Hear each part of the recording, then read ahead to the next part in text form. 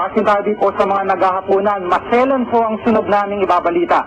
Sa Mandaluyong, isang truck ang nahuli illegal na nagtatapon sa drainage ng kalsada. Emil Sumangil, naka-alerto, 24.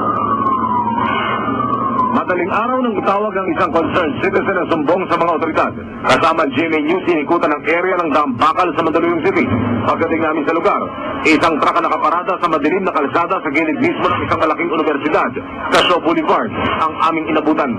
Kung titignan sa una, itsurang delivery truck lamang ang sisitahing sasakyan. Pero na makalapit na ang mga otoridad, positibo ang impormasyon ng caller. Ang truck, naaktuhan nilang illegal na nagtatapon ng dumi sa drainage ng kalsada. Wala silang maipakita siguro. Tingin naman natin yung dumi na dinabaksak na ito, wala naman siguro permit, saka bawal siguro yan. Hindi naman sa pagkakaalam ko, hindi dapat tinatapon dyan sa kanal. Pag-aari ang truck ng isang kumpanyang kumukontrata para linisin ang dumi sa mga palikuran. May mga lugar kung saan pwedeng i-dispose ang dumi na karga nito at hindi sa mga pampublikong lugar kung saan sila nasita. Nang buksan ng truck, lumitaw ang sakya at ang bomba ng sasakyan. Ang hose na ginagamit sa disposal, nakatago sa isang steel box, kaya hindi ito basta mahalata pag sila'y magdidiskarga. Pangalawang beses na ito nangyayari. Yung una natikitan, ito siguro swak na sila rito. Emil Sumangil, naka-alerto, 24. Sinalakay ng mga otoridad ang